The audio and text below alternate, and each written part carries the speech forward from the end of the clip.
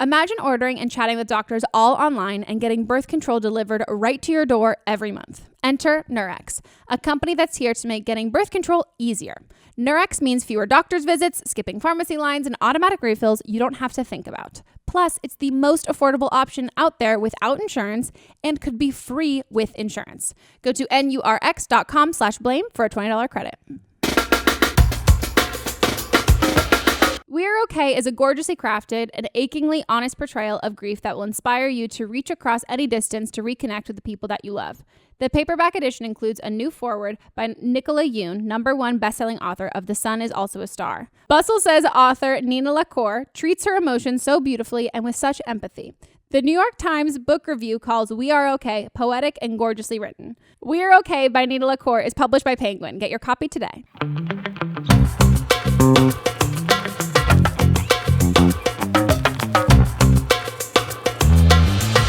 Hello, everybody, and welcome back to another episode of Don't Blame Me. Today, we have somebody, you've been requested. Did you know that? Oh, really? You have been requested. A lot. You have, like, a lot. Mm-hmm. Like, people are like, do you know who this is? I'm like, of course I know who this is. This is Kati Morton, everybody. But you also moderated a panel that I was on VidCon. Yes. Which was how I was introduced to you. And then I think a lot of the world, aka also my boyfriend, when I told him who was coming on the podcast today, was introduced to you through Shane Dawson's Jake Paul series. Yes. And he was like, are you going to ask her about it? And I was like, I mean, maybe. But there's really not that much to say about it. Well, how was that experience for you? It was actually really fun and really cool. And Shane is honestly so wonderful. No, yeah, so I love nice. him. I love him. Like, I'd met him. I'd been on his podcast a few years before, and that's how he knew who I was or whatever. And when he asked me about, initially it wasn't even Jake Paul. It was like just sociopaths. Yeah. And, psychopaths, serial killers. And we were like, ooh. And so I was reading a bunch of books about it because it's not my specialty or whatever. And yeah, it was really fun. It's kind of ironic that people even had any like bad things to say about it in our point of view. Because when we finished like doing the Jake Paul thing and talking with him and his family and blah, blah, blah, we got together afterwards and we're like, that was such a feel good. Like we did such good.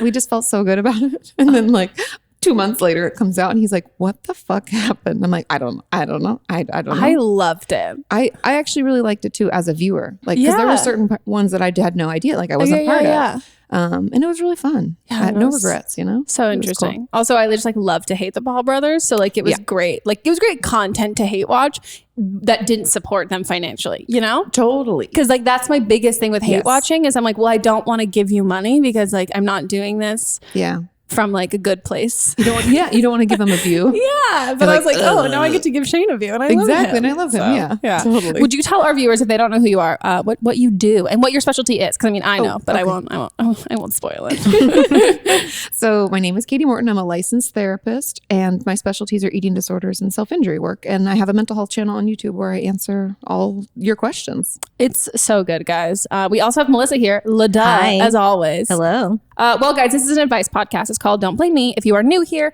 this is where we listen to your voicemails and give you some advice. And if you need some advice and you want to call in, the phone number is 310-694-0976. I almost said your phone number because I just memorized Melissa's phone number. That would be terrible. Yeah, no, don't worry. I won't do that. I gotta get rid of your phone number now so I don't forget the podcast number.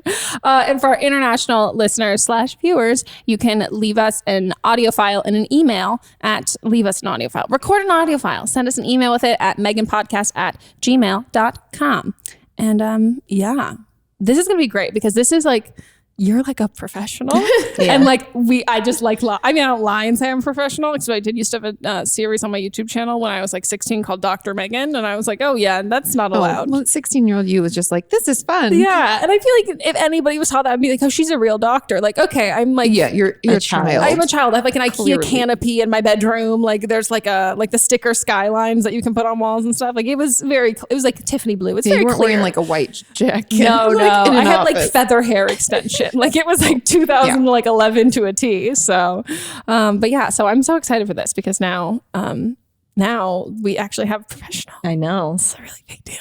I'm like going to be self-conscious about my advice. Oh, you're totally fine. Experience. Like I always tell my viewers, I'm like, with expertise and experience is when you get like a full, well-rounded chunk of advice. That's true. I've got some life experience, but I just don't know how much I'm going to be like, here guys, this is what you should do. It's like, this is what I did. Yeah. It doesn't always work out. but shall we begin? Of course. Hi, Megan. I'm 22 years old, and let me just say, I've been literally watching, oh my gosh.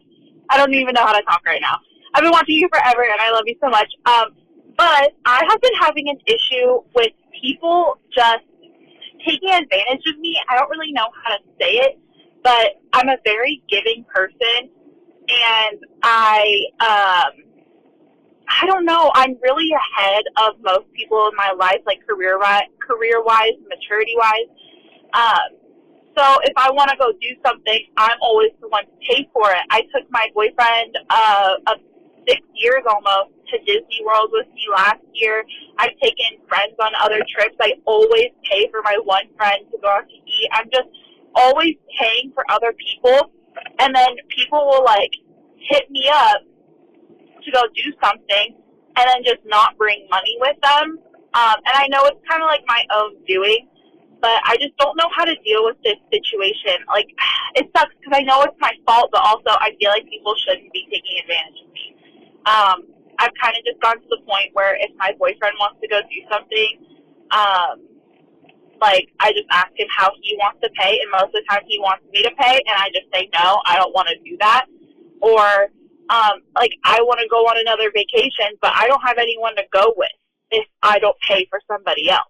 So I'm just kind of stuck in this time of my life where I guess no one's on the same level as me, but if I want to go somewhere or do something, I always have to pay for the other person, and it's just getting really fucking old, and I'm probably repeating myself 100 million times, but I'm just really frustrated, and I just think it's really, really unfair, and I don't want to cut these people out of my life because they mean a lot to me, and I don't think they need to be doing it, but also how do I have that conversation with them that they're taking advantage of me and that I don't appreciate it? Okay, well, hopefully you can give me some advice. I love you. Thank you. Bye. Wow. These people fucking suck. Yeah, but it goes both ways. Yeah. Like she said, I'm pretty sure I'm part of it, and she is, Yeah. because boundaries are our responsibility. So if we were going to go out to lunch and you just expected me to pay or something, it would be up to me as the person on the other side to be like, want to split it? Or, I'm not going to pay. You know what I mean? Yeah. I know it's uncomfortable. People are really uncomfortable about money. But the fact people just expect that is really fucked up. Yeah, also the Her boyfriend even? Yeah, Sorry, 6 years boyfriend. That to me, I'm kind of just whoa. And so I don't know, maybe in my head, because I've gotten into I'm a very confrontational person, but money is where it gets really uncomfortable. And I've had two really massive friend issues and falling outs with people regarding money, and I'll confront anybody about fucking anything. I'm the friend who if my friends have beef with someone, I'm like, do you want me to talk to them for you? I got this, get a high off of it. But then when it comes to money stuff, I had a roommate situation in which they had calculated my rent to be almost twice as much because I could afford more. That's not how that works. Exactly. And so that put me in a really, and it was the first time ever that I was oh, I don't know how to act with this, because there is some sort of guilt I felt about making more money that I was oh, should I be doing this? But I'm but you didn't ask me. If you had asked me, it would have been different, as opposed to the assumption. Also, you don't just pay rent based on what you can pay. You split it according to the space that you occupy. Or if there's a way of my boyfriend moved in with me, and my rent was more expensive than, and I moved in and just living by myself, and I was covering all the rent. So when he moved in, I was oh, you don't have to pay half. You wouldn't choose to live in an expensive place as much as I like this. I'm so pay what you were paying at your last place. But those conversations have to be had. I just feel that's, I think you're right in the sense that she needs to draw those boundaries, but at the same time, how, I don't know, as a friend, I would feel uncomfortable taking advantage. Me too. That's why I think those people aren't very good friends. Or she's not willing to cut them off, which I totally understand, because that's your friend group. What are you going to do? But I think there needs to be conversations, and I would probably tell her to practice ahead of time, because a lot of times we go into confrontations if we're not into them, and then we blank out, or we're oh, I don't know, I call it moonwalking out of a situation where you're oh, I didn't mean to. We just skate backwards. Ooh, let me back and then fade away. Yeah. But if you practice ahead of time and you have like your points and you practice saying it out loud, then when you get there, you're usually more confident to like have the real conversation. So that's what I would encourage her to do and figure out what's okay. Because in regular, I don't know if you agree, but like in regular life, like if it was your birthday, I'd be like, I'm going to treat you, Meghan. I'll take you out. Blah, Totally. blah, blah. I'd be fine with that both ways. Other than that, every once in a while you can treat someone, but paying for a vacation, always being the one to pay for anything that you do. No. And I'm usually a big believer in like not everybody's going to be in the same financial situation. And if you want to do something that costs more money and your friends can't afford that, then if you want to do that, like, sure, treat your friends to go do that with you. But the fact that then they're planning stuff that they have no intention of paying, or not even bringing their money. Yeah. Like, I think that's like something in which like, that's like definitely if you don't want to say, I don't know, like, oh, you guys don't make as much money as me, and like kind of come at it from that angle, like I think definitely like honing in on the fact of, I understand there are times in which I want to do something that not everybody can afford, and like there are times when I'm like happy to cover that so we can all share that experience. But then when it's like something that like one of you guys wants to plan that involves like me footing the bill, like that to me just feels like taking advantage. So I would definitely focus especially on that. And I also kind of would start with the friends, not the boyfriend. Yeah, the boyfriend's going to be the most tricky and you'll get the practice first. And then also maybe if you then tell him like, yeah, so I was talking to my friends about this. And then maybe then he'll be like, oh, I'm kind of getting it. I mean, I don't really think he's going to, but maybe. In my experience, you have to tell them directly. That's true. My friend's mom always says that boys don't mature past the age of 7. She's like, that's when they stop like growing up. And I just find they work like my husband, if he's listening to this, is like, but I think direct to them, like direct communication. Like I swear to God, I'll have to say like, no, this is about you. It's about like you me. can't hint around. You just have to like go in for it. Subtlety. So I think friends are easiest to like get practice. Yeah. And I wouldn't feel guilty because I definitely know that there's like, I was like financially independent way before most of my friends were. And there was like an aspect of feeling kind of guilty for like, I don't know, like being successful. Yeah. And I think that there shouldn't be, but I understand that. So I don't want you to feel like, it's not, an okay thing. And as much as like you kind of set a precedent, I think also your friends really took advantage of it in a way that I don't think like everybody naturally would. Yeah, because there's no way I'd let someone pay for stuff for me. My friends would never ever fucking let me do that. Like at all. Even when I paid for one of my girlfriends, she's had her birthday a few months ago. And I was like, oh, I'll get dinner. And she's like, no. And I was like, yes. Like that's a normal reaction. And I'm curious like where she works or what she does, because maybe you should make a friend at work that makes a similar amount of money so that this isn't all you have to like, because this isn't normal.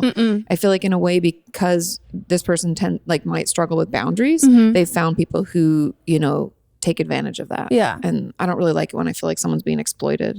It kind of feels that way to me. No, it does. And I mean, I definitely had a roommate who lived with me for like 9 months and didn't pay rent. What? Yeah. But I didn't even realize, I didn't really realize, like in my head, I was like, oh, I kind of like skirted around this confrontation and like addressing it head on. And like, I never really talked about these things. Cause like, I'm guilty of assuming other people of being on the same page as me a lot of the time and like reacting to situations how I would and how I would never take advantage. I'm like, oh, that would never happen. And then I was like, oh shit, now it does. It totally does. Well, it's different when it's us. It's easy to look out and be like, oh, I would never let that happen to me. But it's things don't happen overnight. It's not like all of a sudden they're like, oh, I want this, blah, blah, blah. It like starts slow and erodes away. Like what's normal, what you're used to. Yeah. So yeah, I guess start small, practice what she wants to say, figure out what you're comfortable with. Like I like the idea of like, oh, if there is something that's too expensive, but I really want to do it and you're the people that I want to be there, then that could be something that we negotiate and I'm okay with. Or they pay a portion what they could afford. Yeah. Cause that's even like just reminded me that I went out we go to Mammoth Mountain to go snowboarding a lot. And I knew that not everybody could afford to pay the full amount of the condo we were renting. And so I just charged people like what we normally get because we wanted a nicer place. Yeah. And so I just charged them like the $110 a night that we normally pay, even though I was paying, let's say like $50 on top of that. But that made everybody happy and I was happy to do it. It was my husband's 40th birthday. Like those are the things you kind of do. Yeah. And I would also say, I think like as much as you really want to preserve these like friendships, I think what's more important is setting the boundaries. And I think like if you start to sense that you kind of drawing this line has them pulling away, I think you need to let it happen, because that's what happened with when I was like, oh, I'm going to be moving. And so with the person who lives there, I was like, oh, I'm going to be moving and I'm going to do it solo kind of thing. Like we stopped being friends. And immediately I was like, oh, okay. So like I was so worried about doing this. But then the second that I kind of like stood up for myself in the moment, I was like, it was so clear that I was trying to preserve a friendship that somebody else wasn't really trying to. And so I think like, don't try and back out of it, because like I've also definitely been guilty of kind of sensing when somebody's pulling away from a friendship and then being like, oh, fully moonwalking out of it, being like, oh, I take it back. No, that's fine. Like, yeah, it's really okay. Whatever you can. So, because there will be like great people in your lives who won't kind of do that. It's one of those things. Like if I brought my friend on a trip, then like every time we would get dinner, I'd like, oh, let me grab my collar. And she's like, oh no, I already paid for it. Like you already brought me here, like that kind of thing to make you feel like that.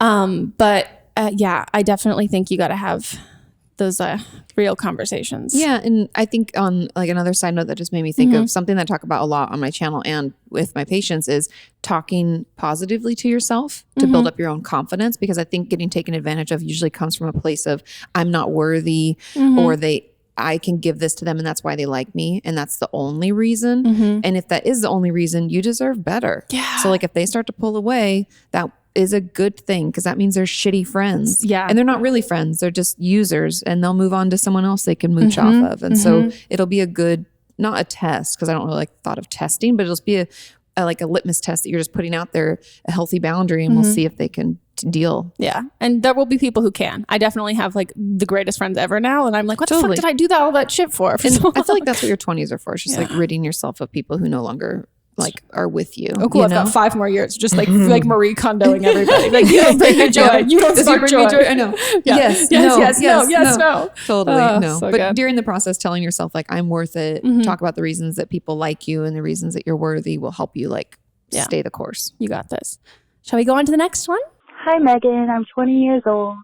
A couple months ago, me and my boyfriend broke up, and I was really sad about it because I thought he was like the love of my life. So a couple of days after the breakup, I found out that, 24 hours after the breakup, I found out he had a Bumble and a Tinder. So that was devastating, because the reason we broke up is because he said he wanted to time for himself. He wanted to be single, not to hook up with people, but to find himself, and he doesn't know how to be single. He's always had a girlfriend. So then I confronted him about it. He said that he was on Bumble and Tinder to make friends, which I know is false. So I just want to know your advice on it. And I'm trying to like see people again, and it's hard for me to trust people, because he told me he loved me. Our 6 months was 4 days before we broke up, and he said he was excited for the future. And I just can't believe he would move on that quick. And I just need advice about that, and advice for guys in the future, and any positivity you have. Thanks. Love you. Bye. I mean, I don't have a lot of positivity. I mean, I feel like everybody's been in a situation where you're lied to, because there's always garbage people, but there are good people too. And so even for me, like I was cheated on and lied to by a boyfriend I had in high school that like transferred over into college, and it was terrible. Yeah. But I definitely like went through this phase where I was like, fuck everybody, guys are terrible, bah, you know?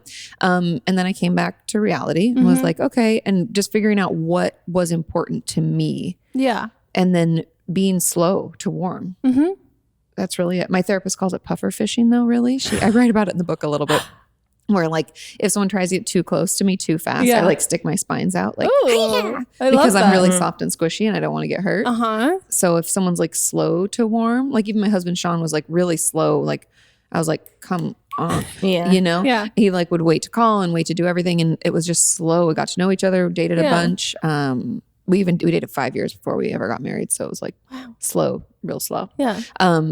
But I think it was good for me because I might have run away otherwise. Yeah. Oh, I mean, I'm a runner. Melissa and I are both ghosters. Yep, we are bad at that. We realize that it's terrible, but we both do it. But also, did you read? I didn't send it to you, but maybe I did. No, I didn't send it to you. You didn't send it. I don't know. There was an article about ghosting in BuzzFeed. Yeah, You tweeted that? Tweeted me the article. Yeah. But it was, the whole premise in there is some of the people who ghosted were like, well, do unto others as you want done unto you. And listen, I would prefer to be ghosted. Yeah. Oh, I totally would versus confrontation. Because we don't like confrontation. Exactly. And it also makes you feel worse about yourself. The confidence thing is like, I need the control. But if you just leave, then I'm like, okay, fine, cool. I still have control because I can be like, oh yeah, I just like was done with it. But if you like tell me that you're done, then I'm like, oh, that was you. You have to like admit I have to fully face that.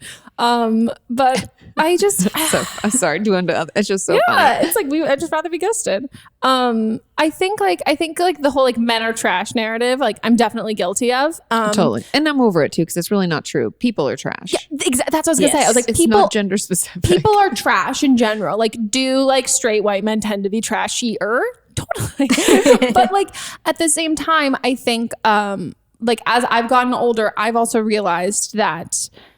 Like, I am so quick to villainize people who've wronged me, and I'm not quick to villainize myself. Totally. And I really like, not that I put myself on a pedestal, but like when I get hurt, and I think a lot of people when they get hurt, it's super easy, and the automatic thing, which I think is also healthy, is to kind of be like, oh, fuck this dude. I hate this. I'm done with this. But like what I've learned is like a lot of, I'm not a big believer in like manifesting or energy. No, I hate that shit. I fucking hate it so much. I know you can do it. People talk about it. But I did read something funny where someone was talking about like manifesting money. They're like, a job. You're going to make money way faster if you like have a job than if you just try and work manifest harder. money. Like get one. But like I'm also know that like when I get into kind of shitty relationships, like that's also on me. Like I'm not totally like innocent in that. And like as I've gotten older, I can recognize like guys that I've dated before that were really toxic and unhealthy. And like the fact that like there were traits now that there's not even a way I could spin it that I like that would make it positive. That I was like, no, I was seeking that. Like I was seeking that kind of like struggle love kind of thing. And I think like when we like sometimes you can feel really blindsided by something, and like you're saying that like you're blindsided because he said he told you he loved you and all of those kinds of things.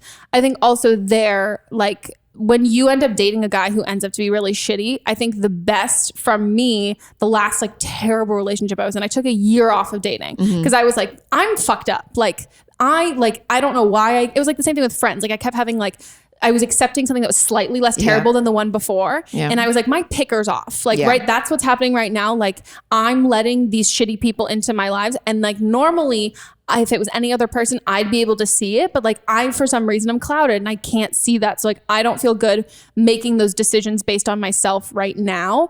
And from there, I'm exactly the same way, like puffer fishing. Like I like tried to ghost my current boyfriend. Like he was like, no. And I was like, I'm out of town. He's like, no, you're not. Like, I know you're like, I literally have like your calendar still on my phone because we had worked together. And he's like, no, you're in town. I like see this, like you're with your friends. It's on Instagram. And I was like, oh, weird. Yeah, our life is online. That's so I was like, shit. But like, I think like from taking like a good, like healthy break, I was able to, I was able to like go into it kind of more self-aware of like what I do. And I kind of knew like, oh shit, like usually it's like 4 months into a relationship that I'll like roll over and be like, I fucking hate you and I never want to see you again. Like what just happened?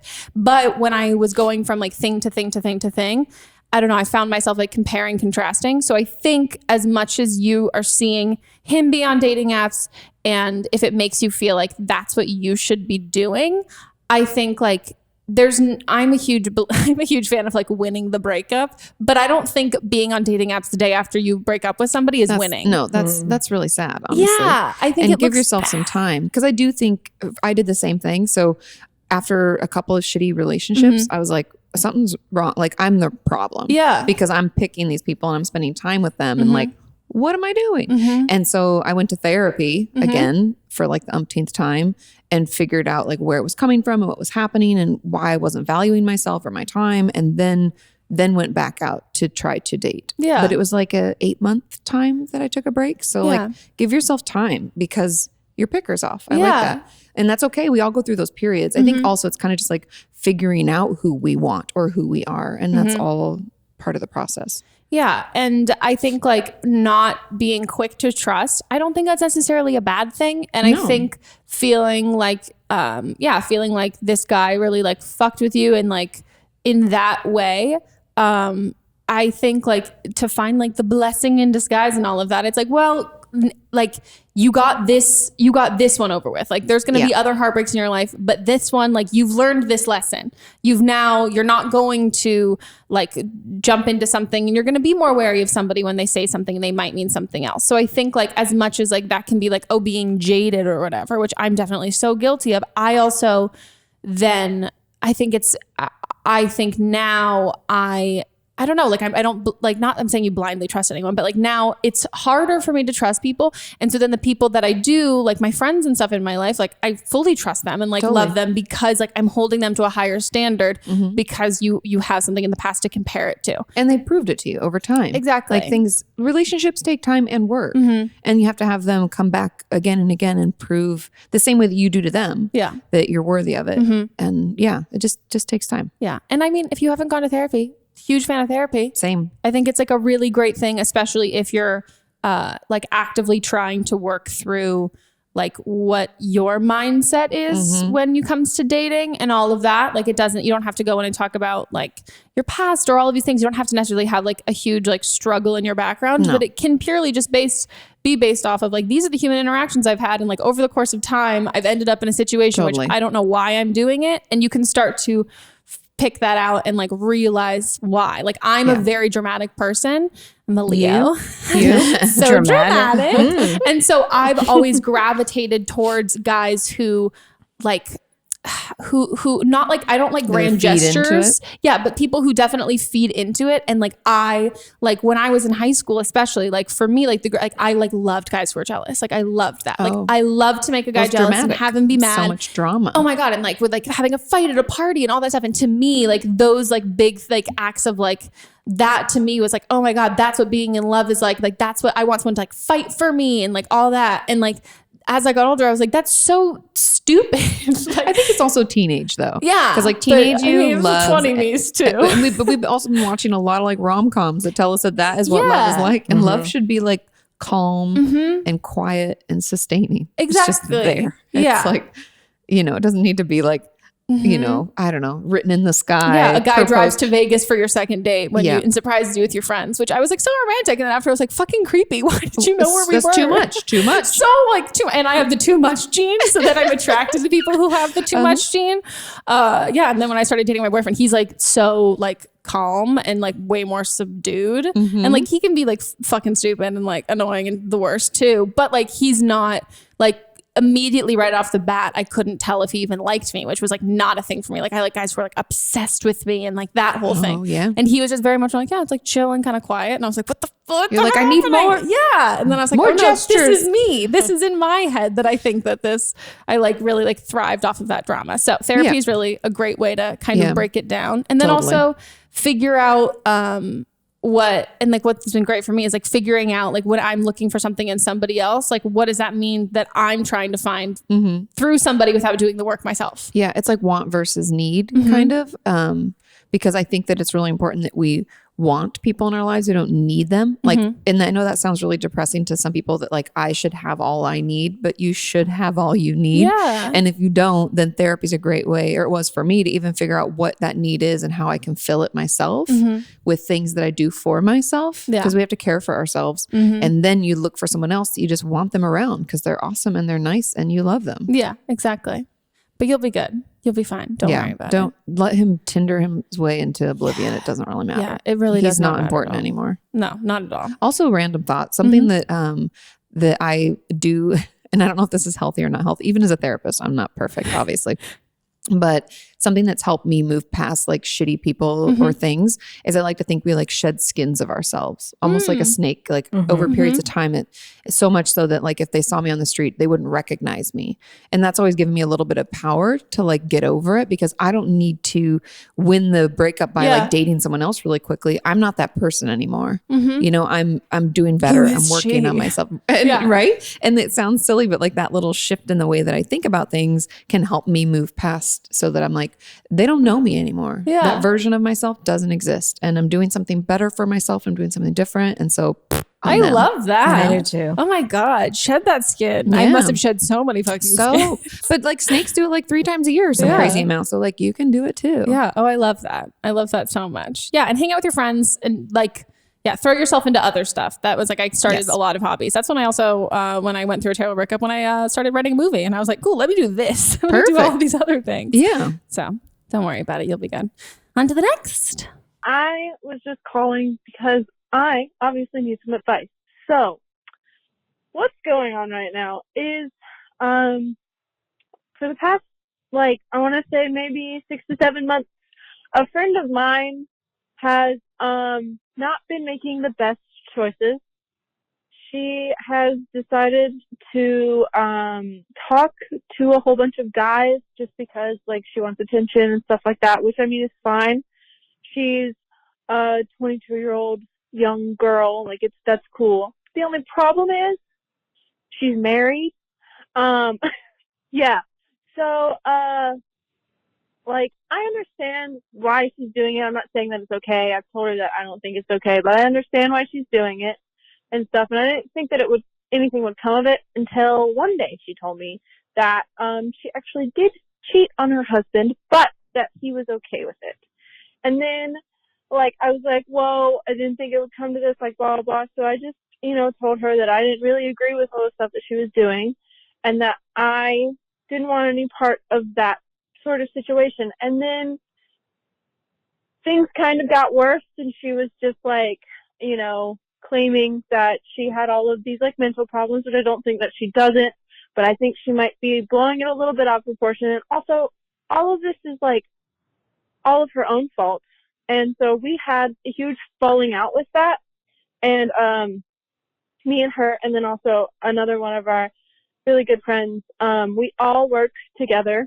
And so she decided to talk to people that we worked with about everything, and it just got really messy, and we're kind of okay now, not really. Like, she's talking to me because I wanted us to be like civil at work, but I think she assumed that it would go back to normal, and it's just not. And I just want some advice because she's still doing all of that stuff, even though like, everything led to another. So I just, want some advice on what to do and how to go about this. One thing I've learned from this podcast is people get married young places. Yeah, I was like 22. That was like hit me from, I was like blindsided by that information. No, I grew up in a really small town. So like my friends had kids by the time they were 22. Wow. It's crazy. Well, most of my LA friends are single. It's mine too. Or they're just married and they're like, I don't know what I'm doing. Exactly. It's awesome. Yeah.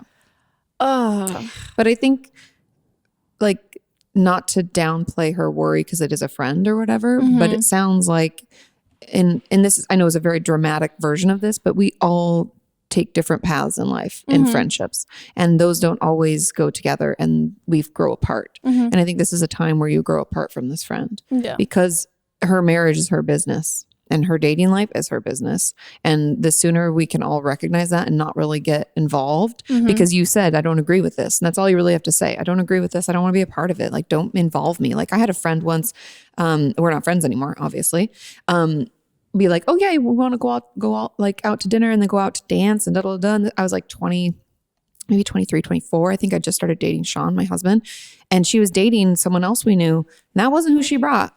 Oh God. And then afterwards I was like, I don't want to be invited to stuff like this. Yeah. So if I show up and it's not who I think it is, we're going to leave. And we just slowly grew apart after that. Well, because you feel like an accomplice in something that you're not okay with. And totally. It's also, I mean, if any of my friends, this was a situation, like I've had friends who've like over the years who've like cheated on partners and all that stuff. Same. And like, I've made my stance like really clear, being like, okay, well, if you want to be with this person, then you need to make that right. But like, if this is going to be something that you're doing, like I, as a friend, think that you're better than that. And if you're not, I know this doesn't have to do with me, but like, I don't want to be friends with someone who can make those choices. Totally. It's like they're showing their true colors. Yeah. So I don't think like as much as it totally is your friend's business. But yeah, it's just like, I don't think you need to be friends with someone who can like display like, I don't know, like character acts that you don't like, because like, yeah, I also don't really trust those people's like opinions and advice. And like, I lean on my friends for advice and like totally all that's who you go to. Yeah. So if that's there, I think like, I also wonder when she said like she had told the other, like the woman, her old ex-friend had told the other coworkers about it. Like, what did she tell them everything? Yeah. Right. And were you there when she told them, or is she just telling you she told them? Yeah. And be like, well, they think it's fine. Yeah. And also like, is she like kind of like, is it coworkers or people that like maybe she works above that she feels like she has kind of leverage over, that they're also like, did she demonize her husband? Because a lot of people be like, oh, well, he's just a jerk and blah, blah. And I'm like, well, then divorce him first. Like, I don't know. Like, I think maybe it's just me, but it's also just like a huge part of who I feel I am, is that no one forces you to stay anywhere. Yeah. And so if you're not happy and you have tried to communicate that, or you've tried to work on it, because I believe in the sanctity of marriage. You don't have to get married. Totally. So if you are, fucking be in it. And if you're not, then get out. Yeah. And I know that like that's way more simple than it is, like, because it's logistically like I'm sure terrible, but do that. Yeah, I think it's better to go through like a fuck ton of logistics and paperwork than to kind of like compromise like basic morals. Yeah, and then you're like, I don't know. I always worry, like, think about the other person. Yeah. In any situation, if someone's being cheated in any way, it's like that is not good, and that makes that person look terrible. And so I don't really think this person is someone you want in your life. Yeah, and I think being civil with them at work and wanting that and kind of like trying to bridge that gap, I think that's like a very like mature thing for you to do. But I don't, from what you're saying, I don't see her matching that. No. Like I think you're trying to come at this in like a very mature way of being able to not have drama at work, but you're right when you're saying that you feel like she's just kind of thinking everything would be fine, because like it doesn't sound like she's very mature. No. So I think like then you just need to like, instead of trying to get her to match you and both of you take the high road and kind of put it aside, you just need to fucking take the high road. Like smile, like don't anytime you have to communicate with her, do it, but don't try and like push it under the rug, because I think she's going to assume your relationship's going to go back exactly how it was when you know these things about her, that you're not going to be able to be close with her again. Yeah. And I think it's fair to like make it, I guess, nice enough at work where you just friendly enough. Like if it involves work, you talk to her. If it doesn't, then you don't. And if she tries to be like, hey, we're all going out, and be like, no, I'm not interested. You know, you don't have to lie. You don't have to be like, oh, I'm busy. You can just be like, I'm not interested. Yeah. Thanks. No. And I think also the other people, if you feel like you're like the only one on that side, you know them. Like I think she's selectively telling other people like different, like just parts of the story, or demonizing him or anything like that. So just know that even if it's you kind of taking a stand, and you might look not like the bitch, but you kind of might look like the person who's you're the tougher one, I guess. Then know that once people start to see her side of it more, you're probably going to find other people who are on your side. And if you guys have to communicate at work, maybe there's a way where you don't do it solo. Like maybe there's like a third, like someone else that you work with that you like, someone else is CC'd on email. Like, so you can really make it, there's somebody else to hold you guys accountable for being keeping it professional. Yeah. Or like bringing things up when you're in groups at work. Like, oh, this is like, I'm going to come into her office when I know there's like other people in there. Yeah. Something, so you can kind of keep that buffering. And also just know that I don't know, I have a huge, like savior complex when people are making bad decisions. Like I have a really hard time, like cause I also like, I also then like a Leo, make it about myself. And I'm like, if I was in the situation, I would really want somebody to like prevent me from doing it. But also I have to remember, like, I wouldn't make those decisions. And so I always try and protect people from themselves in that way. But know that like as much as you if there's like a part of you still that like wants her to, I don't know, like make it right and do all of those things about it, like you need to, it's not about you and you have to separate yourself from the situation. Cause like the second I separated myself from like my friends' toxic relationships and like was like, I'm just going to stop giving you advice and stop trying to hold your hand through this and do all of this stuff. It was like everything I had said and all of these like time and effort that I put in and like energy that I'd put into like someone else's happiness. I was like, oh, as soon as I'm not there, you're going back and doing all of this shit. Like I'm throwing this at a fucking brick wall who's not receiving any of it. Yeah. Well, you're not in it. So it's like, it's energy wasted essentially because you can't make anybody be happy, do the right thing. You can't make anybody's relationship better. Yeah. You can only do you. Exactly. Like you only have control over yourself, not even the other person in your relationship. That's where the trust comes in. But like, you can tell this person, I don't agree with what you're doing. And then period. Yeah. That's it. So I don't have to be around because I don't want to be a part of this. And you can like voice your own boundaries. That's it. If they're still going to be a garbage human, they're just going to be a garbage human. Like let them go do it, but they don't have to be part of your life. Yeah. Oh, is it time for a break now? I don't know if I said, is it time for a break or if I just like kind of mumbled my way through it, but it's time for a break, guys. And we'll be right back.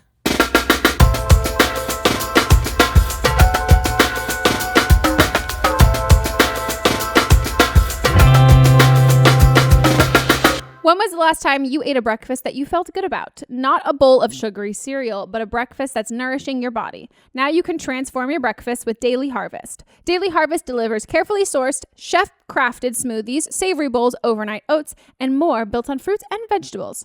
Everything stays fresh in your freezer until you're ready to eat it. Choose from more than 50 nourishing options for any time of day.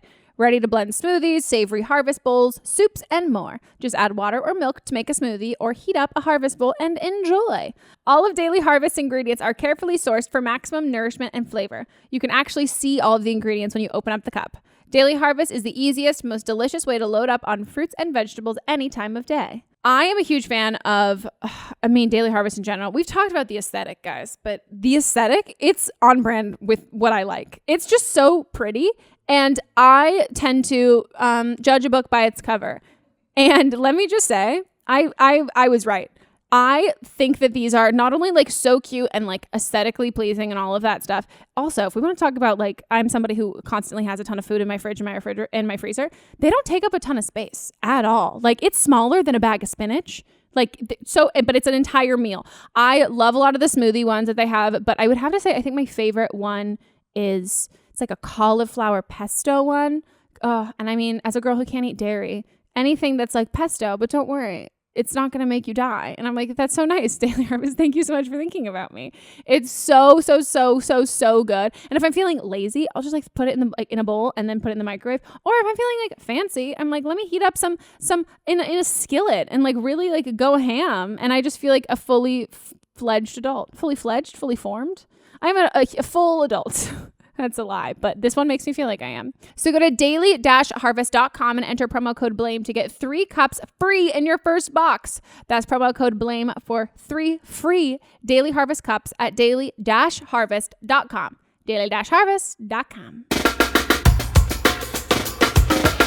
For a lot of beauty brands, luxury means something you have to splurge on. But when you experience the performance and innovation of Hourglass Cosmetics, you'll find that for them, luxury means so much more. I'm a huge fan of Hourglass. I mean, to be honest, I'm wearing their setting powder today. I was wearing one of their lip pencils, but then I was just eating off my dead skin on my lips. But it was real cute though. Hey, do you not do that? No. Okay, well, sorry, I'm gross. I'm a huge fan of Hourglass products in general. They're just pretty. Like the first thing I ever got from them was like a liquid lip paint, and it looked like a bullet in like a movie. Like it's very like, I don't know. I really love the packaging just in general.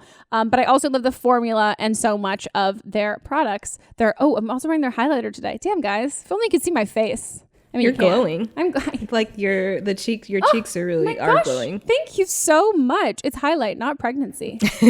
Hourglass's Caution Extreme Lash Mascara is groundbreaking. Its advanced formula is completely vegan and never flakes or smudges even after wearing it all day. The tapered brush delivers endless length, intense volume, and lift, and helps you get those hard to reach areas like the inner corner and lower lash line. Caution mascara is a game changer. It's no wonder Allure magazine called it a lash lift in a tube. I am usually a huge fan of lash extensions, and if I haven't gotten them in a really long time, and I'm pleasantly surprised about how much my eyelashes are growing, but more than that, they don't look long until I put mascara on. But this is the mascara I'm also wearing today. I was blinking for you guys. You guys can't fucking see it. Good God. But I really like the fact that it doesn't clump, and I can do that. You know the thing you do with mascara, if you wear mascara, where you like put it really close to your eyes and you like blink into it? This one's so good for that. And also, this is weird, the bristles feel really nice on your eyeballs when you do that. Like it's kind of like a satisfying, like a little scratching thing, but a really like nice way. But it makes my eyelashes look really nice, and it works. It keeps my eyelashes curled too, which usually takes fake lashes for them to stay curled. Just like everything else from Hourglass, Caution is 100% cruelty-free, vegan, and comes wrapped in a beautiful, innovative package. And it really works.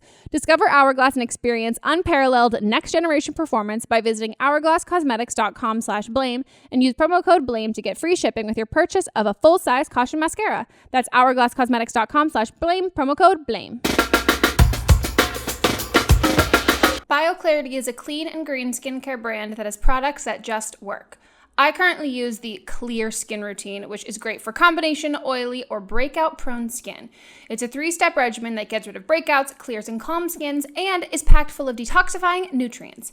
It's also antioxidant and includes a special ingredient only in Bioclarity, Floralux from plants.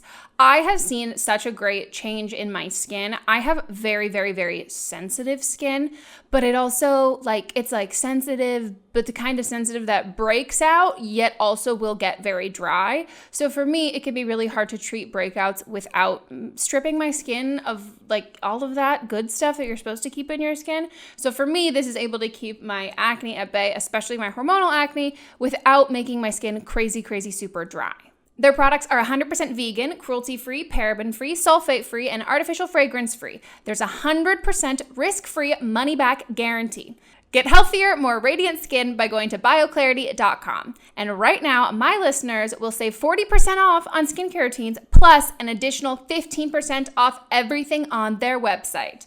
Guys, that's an incredible deal. But you have to enter my code BLAME at checkout. So go to bioclarity.com and use my code BLAME at checkout to get 40% off skincare routines, plus an additional 15% off everything on their website. You're welcome. Okay, so guys, we are back from our break and we're taking more calls.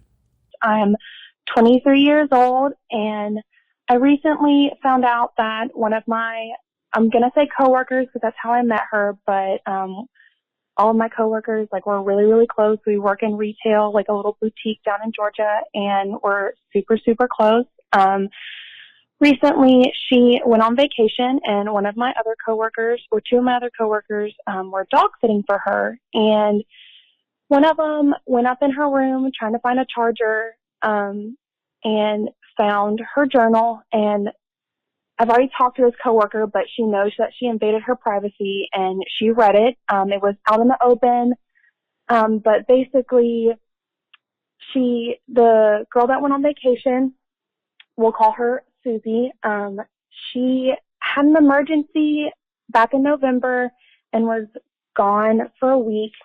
And she told us that she had an ovarian cyst, it was very crazy and sudden, and it was just this horrible thing that happened to her, and we were all very supportive. But my other coworker that found her journal and read it, basically, we came to the conclusion, it's more of an assumption, we don't know if it's right, but we think that she tried to harm herself, and she was placed into a mental hospital for a couple of days, and that's why she missed work. And so basically we found out that she's severely depressed, has severe anxiety, and tried to self-harm. We don't know how to help her. A lot of us are very open at work with our anxiety and our depression, and we do think that we have a team, a good supportive team that can help her, but we don't know how to address it. We don't know if we should just keep our mouth shut and, just be good friends for her and be around her and hopefully just, you know, give her some help, or should we talk to her and address it? I'm running out of time. I really wish I could just like call you and talk to you about this, because I think you'll be able to help. And I wish I could give you more detail, because there's so much. Like, there's a guy involved that she met at the hospital, and now they're dating, and she lied to us and told us that she met him on Tinder. So it's a big fucking mess. So please just let me know what you think and if you can help. Oh my God, I'm so glad you're here. I am so glad you're here. Because she's saying, I feel like you can really help. I'm like, oh, thank God that it's not. I don't know how much I really could. Fuck. Well, I mean, first of all, don't read someone's diary. I don't care if it's out. I don't care if it's open to a page. I don't care. Yeah. Essentially, they can't do anything because they shouldn't have this information. Right. But they can be kind. Mm-hmm. And if they're open about their anxiety, like she said, they can talk about it and maybe say, I'm thinking of starting therapy, or have you been in therapy? I mean, they can ask questions like a normal person would. But I mean, her suicide attempt or whatever, being placed on 5150 hold means you're locked in the hospital for 3 days, which would make sense potentially. But they're assuming a lot, and based on information they shouldn't even have. So I just feel like it's such an invasion. Yeah. And she trusted you to just care for her animals. Right. Yeah. I'm like, oh, that poor person's also having a shit time. So they better not say anything about reading the diary, because like, oh. Yeah. That's exactly where I'm at. Because I feel like, I think there's something that compels you to read. There obviously was something up with her that made you feel like you wanted to read her diary through the time that she said she was like having an ovarian cyst. Like, to me, I'm like, if I saw someone's diary lying around, the only time that it would even cross my mind, like I want to read this, is if I was really worried about someone. Yeah. And so to me, that sounds like subconsciously, like, or this girl's just like so fucking nosy and not a great friend. No offense. Like, that's just a really messed up thing to do. So I do wonder if it was, if there was like a motive there, because like you felt like she was a little more secretive and didn't say anything to you guys about her personal life. But I also think, like, as somebody who's like depressed and struggles with like mental health, like the greatest thing is like having friends and people and like a great support system who that doesn't mean you necessarily have to talk about it. Like, having support doesn't mean they have to know all the information. It just means they're there for you. And you can rely on them for things that might not have anything to like blatantly do with mental health. Like, that's like, I can like rely on my friends to go with me to Target. Like, usually I want to go to Target because like I'm having a shit day and I feel super depressed, but like, we're not talking about that's, I just know that I can count on them to like, also sometimes it's great to have friends who don't want to, like, when you don't want to talk about stuff, who can just like be there for you and like love you unconditionally, I think is great. And I think like we said, but also like she said, like, you guys are making a lot of assumptions. And she might be in therapy. She might have professionals who she talks to about this, and it might not be something that she wants to talk about with her coworkers. And there might be somebody like a friend who she talks to about this, who knows this kind of stuff. And I think like, because you guys feel comfortable to be really open about your issues, that's awesome, but it doesn't mean that you don't have to be really open with your issues to also still be dealing with them. No, everybody's different. Yeah. And also it's at work. Like, it's technically none of their business. Yeah. And I don't mean to be like rude about it, because they care, obviously, but A, they shouldn't have this information. B, she didn't give it to you freely in general. So you can't talk to her about it. You can't say anything. You can just be a supportive friend. And honestly, like, I know people worry that, you know, they're going to make things worse by talking about it. And usually I'm like, oh no, you won't. Like, if, even as a therapist, like, I ask my patients all the time, like, are you suicidal? When's the last time you had a thought? Do you have a plan? Like, that's part of what I have to do. But in this case, by saying something, you would be making it worse, because you're not supposed to know anything. So truthfully, move on. Yeah. Like, let them do their thing.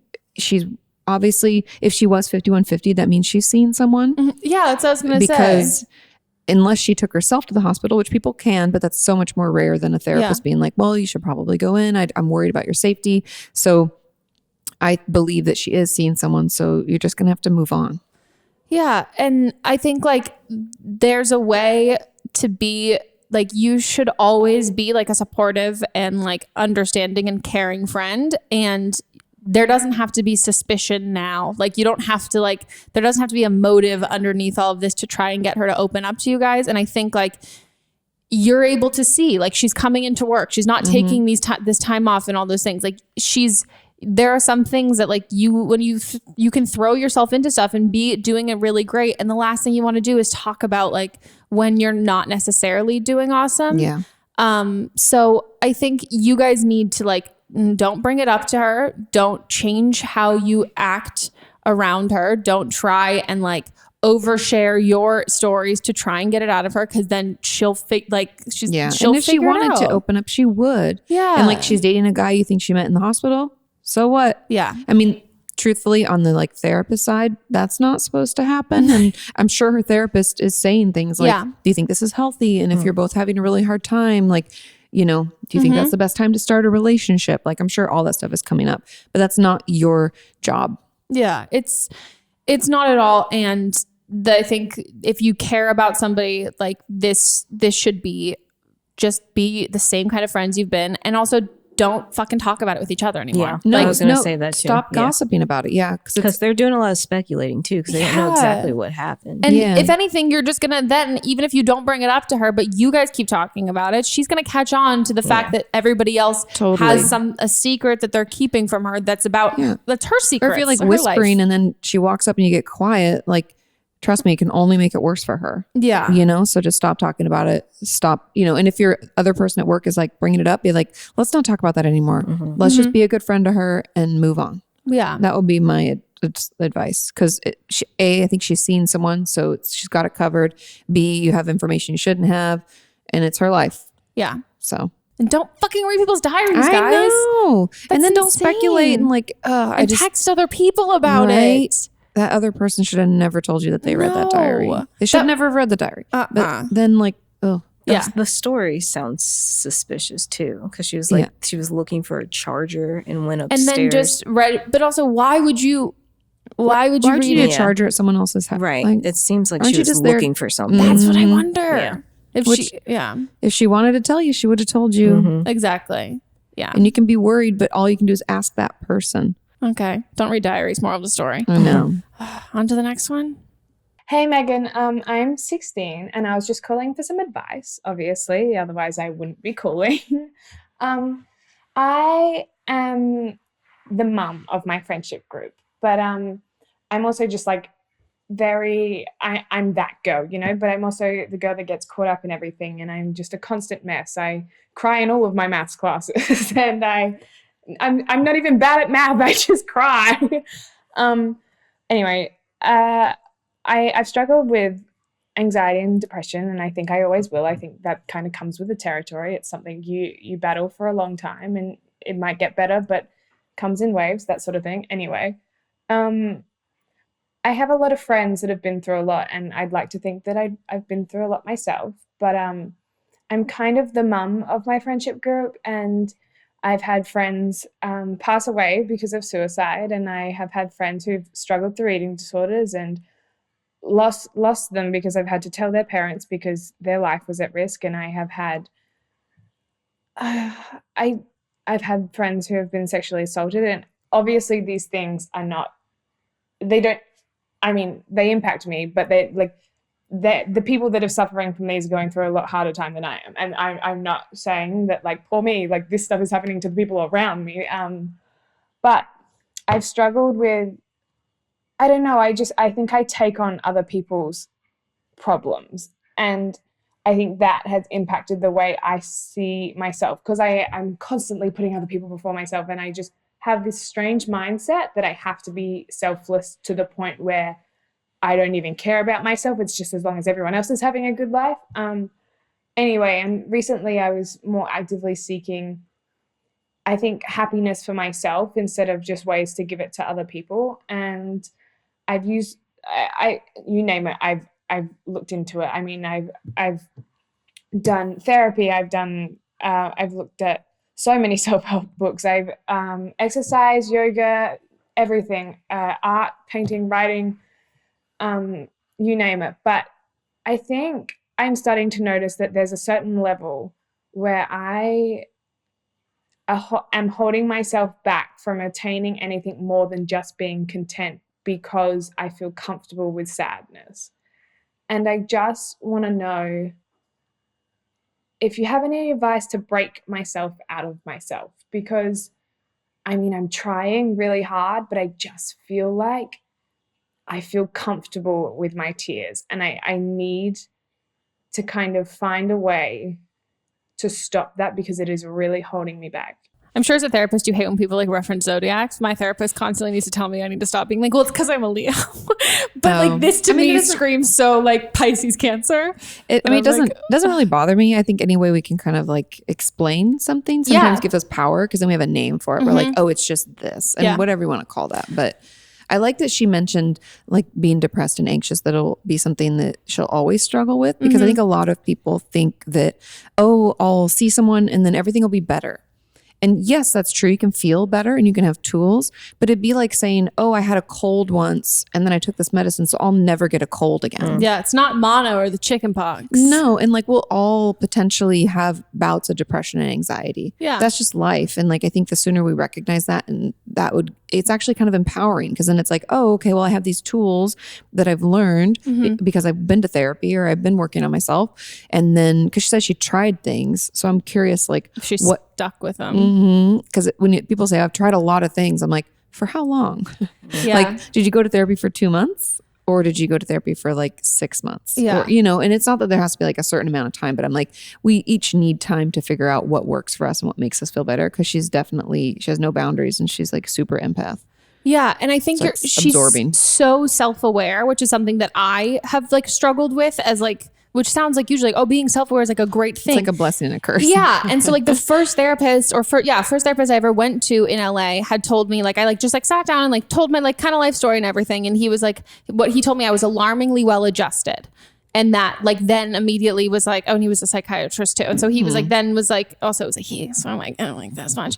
But then told me I was like alarmingly well adjusted, and then tried to diagnose me with being manic because he didn't believe that like the way I talked about things, that they had actually happened, and that like thought I was making things up. But like then for me, like that very like set me aside from therapy, because I was like, well, no, I know. Did you speak really quickly? Were you just like, well, I also have ADHD too, which is like, yeah. And I was kind of just like this, and I was also like, that's why I thought you were manic. And I'm also like, and I told him, and he's like, I think you're manic. I was like, well, I have ADHD. If that like helps you with any of this kind of thing, that could definitely, yeah. People are misdiagnosed a lot.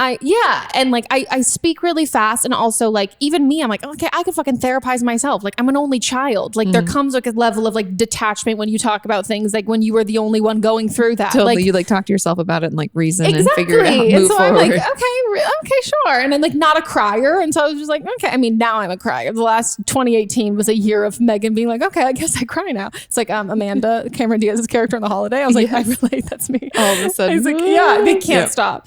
But then it took me, like when I started going to the therapist that I go to now, that was one of the first things that she, even before I could say it, that she said about me, that she was like, I think like we're going to do therapy, like a little, like we're going to really focus on tools with you in therapy, because you know, like why you feel a certain way. Yeah.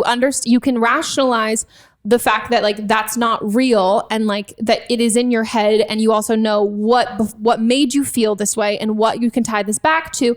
And all of that. And she's like, so like, that's like, you've done so much of the hard work in your own head. Yeah. So now we're going to focus on the tools that you can do to like healthy ways of like coping with this kind of stuff and like those sort of feelings and things like that, which was like, to me, I was like, oh, okay. Like this isn't like, I'm not a candidate. But then I'd also say, exactly like you were saying about like how long do you try it out? The first time I went to therapy, I stopped as soon as I felt better. And I then felt shitty again. I was like, oh God. And then it happened, this like on again, off again thing. And my friends and I, who most of my friends all go to therapy, we've talked about, we're like, oh no, like the worst therapy / best therapy sessions when you go and be like, everything's great. Like everything's fine. And you come out like, exactly. Yeah. So like, I totally. think there's something like to be said about, like if you're comfortable feeling like this kind of like, you're comfortable in the sort of like sadness and stuff, I think can be really like, I think there's a lot of, I don't want to say it's like trendy, because I don't think it's necessarily trendy, but like I think there are some people who are kind of just more, have you seen Inside Out, like more comfortable in like just like Well, Eeyore, like well, a and it's little also sadness. like, I think we get comfortable because it's what we know. Like I talk to my eating disorder patients about this all the time. I'm like, you know what the eating disorder is going to ask of you. You know what it wants. You know that voice. It's very comfortable. If I do this behavior, I know exactly how I'm going to feel. But you know what's uncomfortable? Happiness, excitement. It's unknown, and unknown's always scary. Yeah. And doing something that's different is always scary. So it's like, in the same way we learned this unhealthy, comfortable feeling, we're going to have to learn a new healthy feeling that's going to be uncomfortable. Yeah. That And so makes just sense. like sitting in it and being like, this is new, I'm not sure, doesn't mean that you can only feel sad. That just, it's just like not to get too therapist-y / sciencey on you, but like our brains, the way that they can change is called neuroplasticity. That's how brains change and grow. And that's how we learn new things and forget old things. It's all kind of part of Inside Out, how those things fall off the cliff. I love Inside Out. It's very good. So good. It was a great way to show how the brain works. And so when we're putting together a new marble, let's say we're learning something new, it's a new memory, it's a new thing. It has to fight, like when they roll it down those things to file it away, imagine that it has to create a new one because that thing you're learning doesn't have a pathway yet. But the old way is right there and it can like veer off and go phew, so fast, right? So it's like that same reason that like when we're trying to learn to communicate in a new way, we have to go slow because we're like building a new pathway. Our brain's like, I don't do it this way. I get angry and throw a tantrum. I want to get angry, throw a tantrum, and it keeps trying to like branch us off. And we're like, no, we're trying to roll our marble and make a new path. And it just takes a little bit longer. But before you know it, if we keep working on that path will be the fast path that our brain's like, no, but I want to talk about it. I need to tell them how I feel versus I want to be angry and throw a tantrum. Does that make sense? Yeah, no, that makes so much sense. It also is kind of like, I'm also guilty of like the devil you know is better than the one you don't.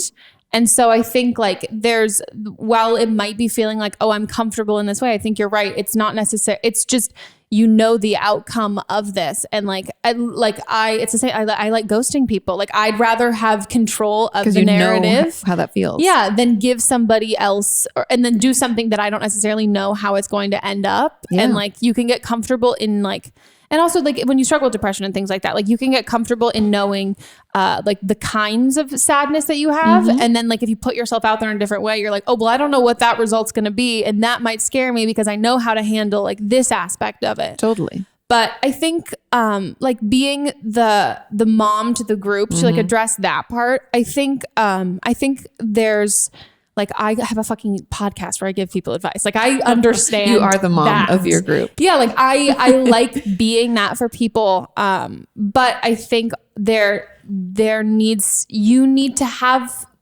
you need that too. Like you can't be that for everybody if you're not getting it in return. So like totally, you have to mother yourself. Yeah. And my friends and I always like joke that we take turns talking each other off of ledges, but like there's so much give and take there. There are sometimes like when the other, like I'm needing that and then they need that more, but there is that give and take. And I don't necessarily think that every friend that you have has to be capable of that, but you need a friend who can help you do that, help you back, because otherwise I think the issue is you're probably going to just swallow everything because you don't want to burden these other people. But then I think you also know that yes, it's made you jaded, but I don't think that you hearing these things of your friends, I don't think it's completely like made you swear off everything. Like, yeah, no. And I think the remothering is really important. Like to your first point about we can do things for other people, which is great. And that's a great gift that this person has, but you also need it. And we can't pour from a pitcher that's not full. So if we're trying to give everybody advice and we don't give anything back to ourselves, we can't keep doing that. And I think that's kind of what's led, probably like my hypothesis would be, that's what's making your depression and anxiety worse, is because you're burnt out. You're like caretaker burnout kind of, because you're caring for everybody. You're not caring for yourself.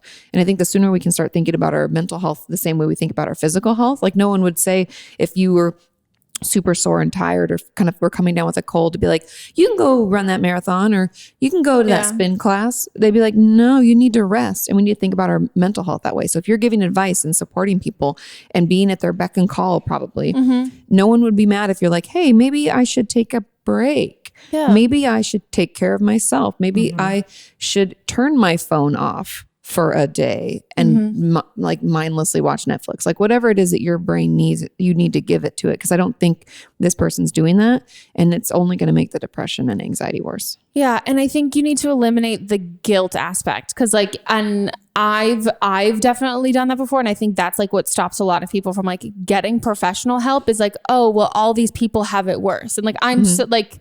I have gotten very much into like shutting that down. And like when I talk about mental health, of people being like, when people will like DM me and be like, it could be a lot worse. And I'll post it on Instagram. And I'm like, I'm not doing this to shame this person at all. But like, I just want you to know that these are the kinds of toxic messages that like prevented me from going to therapy and that we for a long believe time. We don't question it. We just take it as fact. We're like, oh, it could be worse. Exactly. Well, that doesn't mean it has to. Like, would you, if you kind of had a cold, I always take it back to like physical health because it's the same thing. But if you kind of had a cold, wouldn't you be like, oh, I don't need to go to the doctor. It could be pneumonia and just wait it out till it is fucking pneumonia. No, you go to the doctor, and your mental health shouldn't be any different. The sooner you go in, the better. Like, honestly, if I wait too long and I go in to see my therapist and I like cry the whole session because I'm a crier, she'll be like, you probably should have called me like a few months ago. Yes. And I'm like, it's like cleaning your apartment. Totally. It's like, oh shit, this is going to take me 3 times as long. It only gets worse. Yeah. Do we have one more? Or is it time for, don't blame them. So this is where people call in, other listeners call in with their own advice on previous segments that we've had and their experience, which is great because sometimes they have more personal experience and sometimes they tell me that I'm wrong. That's totally fair. Yeah. Everybody has their own take. That's true. And so this is from the episode with Nikki Limo. The caller was she's sweet. Their caller was very depressed. The original caller was depressed because she was at school and didn't really have any friends, and she was very homesick. So this person is calling with their own advice for that. Okay. Hi, so I'm just giving a call back. Well, I'm not really calling back. I'm just calling in about advice. So I'm listening to the first episode of season 3, and it was to the first caller talking about being really depressed in her first year of college and kind of feeling lonely and all those things. And I just wanted to give in, since I just graduated college here in April. My first year was probably the shittiest year of my college career. I was super depressed, had a lot of anxiety. I started going to counseling, and that helped a lot. But I also didn't make any friends my freshman year of college, and I was super lonely. But I feel like a lot of that is just trying to go through that transition of being away from my family and away from home and everything, and then also trying to basically start over. And I feel like that's what a lot of that first year anxiety and things are. Like, I honestly don't think many people in their freshman year of college honestly have that great of a time, unless maybe they're in sororities and stuff. But even then, I don't really know because I can't speak on that. I wasn't ever a part of those. So I just want to say maybe give it another year. And if it's depression that, is something that's holding back, is, go see a counselor, go talk to somebody. Because if I were to have left the college I went to, I wouldn't have ever made the friends that I did make in my later years, especially once I got into my program and with the people in my cohort. And now I have like the 3 best friends that like I could ever ask for. And like, we're still friends, even though like I moved to a whole different state and everything. So while yes, the first year sucks, just keep putting yourself out there, keep doing stuff that you enjoy, and eventually you will meet people, and they will probably be the people that you end up staying friends with throughout your entire life. Well, that's great because my advice is always, I'm a runner. I run away from feelings. So you're like, leave school, try somewhere new. That's what I did. I dropped out of college. I run away from all of my problems. I just like throw a snarky response and I'm like, fuck you, I'm out. You never knew me anyway. Literally, it's just like a mic drop and leave everywhere I go. So this is great. Yeah. Because I don't think this is what, I think Nikki dropped out of college too, didn't she? I think both of us did that. But I also, I don't want to harbor on what her and I probably said in that. But I think it's great. I think there's a really great way. Yeah, talking to a counselor would be a really great way to understand if what you're feeling is. And yeah, I think with the word anxiety in general has become so much like, do you feel anxious in this situation, or do you have like clinical anxiety for something that you're spiraling in something that's not necessarily a way everybody else's mind would naturally go. And I think times of change in general can be really hard to figure out if this is like, am I feeling how everybody else is feeling, or if it's not. So I think talking with a counselor at school would be for anyone who's dealing with this, would be a really good way to understand it if you can't figure that out on your own. Yeah. And I think like times of transition are always hard. So the first of anything is going to be uncomfortable. And I didn't know anybody when I went away to college. But I did join a sorority of all things. And it was really helpful, but it got me involved. And then I got to meet other people. And so just giving yourself the time to transition and to figure out who you are and what you want, and know that wherever you go, there you are. So even if you leave, the same you're not going to go anywhere where it makes it better. It's just going to be you again being like, fuck, here I am again.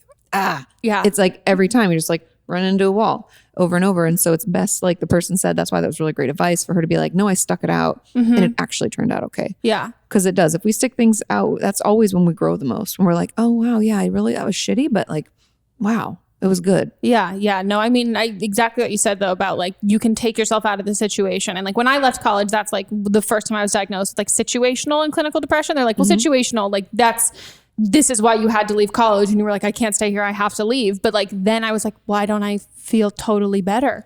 And that's like when I get when people call in and talk about like, oh, I'm going to drop out of college just like you did. I'm like, it wasn't this like wonderful, empowering moment. It was like a self-preservation thing. But yeah, no, I think there's a lot to be said about knowing your limits, and then also really knowing what your real limits are. Cause like I'm quick to run away from stuff. And there's some things that like, I'm glad I've done, but then there's other things where I'm like, damn, I wish I kind of had stuck certain things out, not college, but like there's certain things that I definitely wish I had, because I think it put me out of my comfort zone in a way that I don't like being uncomfortable. But then I think there's ways that you can really like grow from that. And if you're feeling like lost with it, I think it's a good thing to have someone to talk to about it. And like, and a therapist can challenge you to be like, oh, is this like a real thing that's going on that is you need to leave? Or is this you running away from your problems? And like a school counselor, I'm sure they talk, like that's probably a huge majority of the people that they see are freshmen. So that's such a good like gauge of, oh, is this how everybody else is feeling? Because like we said, like the validation of how you feel in certain situations, that can be the most productive, I find, of being like, if I know that like I'm not crazy, sometimes I'm like, okay, cool, then I can deal with this. But I just I was spending all this mind like space and like energy like trying to see if I was right or anything like that. Then someone else can be like, oh no, you're cool. You're like, oh, okay, you feel that way too. I can go on, move on with my day. Because there's a ton of people that are freshmen in college that are like, what am I doing? I don't even know what I want to be. They're telling me to declare a major. I don't know what and that's normal. And no one's supposed to know what the fuck they want to do at 18. Just like give yourself some space, but also stay in school. Because, I feel like everybody needs a BA these days for anything. Yeah. Other than like what we do. Well, yeah, but that's fair. Like know what you want to do. And it's not required, but like stay in school, kids. Yeah, stay in school. Gives you more opportunity. You got someone on your side now. I know. She always makes fun of me because I don't make fun of you. No, I make, to be fair, I make fun of you. I also make fun of you for going to college. Yeah. And then I make fun of myself for not going to college. And then I've created this narrative that I need people to gang up on myself for having gone to college. I went to graduate school, so like more than even most people, but like stay in school. Because you get paid more even. If any job you start, you get paid more out the gate. That's true. And then you have more opportunity because like how many times people go and they're like, oh, it's required that you have this degree or this stuff. So that's it for our episode. Thank you so much, Kate, for being here. Thanks for having me. We have to have you back. We have to save all of the questions that I'm like, I can't answer this. We need your help. Yeah, I'd love to. Well, where can people check you out on the internet and get your book too? Oh yeah, my book is available on Amazon, Barnes & Noble, anywhere books are sold. It's called Are You Okay? And it's by me, Kati Morton. And you can find me online, Kati Morton, anything, just Morton like the steakhouse. Easy peasy across all socials. I love it. If you guys want to call in for a future episode, again, the number is 310-694-0976. Still did not do Melissa's number. Great. And for our international listeners, you can send us an audio message at meghanpodcast@gmail.com. If you are looking for other ways to digest this episode, and you listen to it, we have the video up on YouTube now. And if you are watching on YouTube and you're like, oh, I want to get notifications notifications to my phone the second that it goes up, because the YouTube video goes up when Meghan wakes up versus like an automatic thing. So you're going to be the very first. You can listen in the Apple Podcast app. We are also on Stitcher Premium, ad-free, and SoundCloud. But if you go to don'tblameme.show, you can do all of that and follow us on Instagram at don'tblamemepod. And we'll see you guys next week. Goodbye. Bye.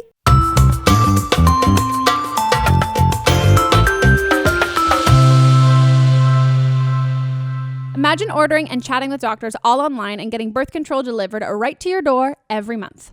Enter Nurx, a company that's here to make getting birth control easier. Nurx means fewer doctor visits, skipping pharmacy lines, and automatic refills you don't have to think about. Plus, it is the most affordable option out there without insurance, and it could be free with insurance. Go to nurx.com/blame for a $20 credit. Don't Blame Me is a production by me. Executive produced by Melissa DeMonts. Camera operator Amanda Lechner. Production assistance by Julie Carley. And music by Ryan Hunter and Giacomo Picasso, part of the HerPod Network.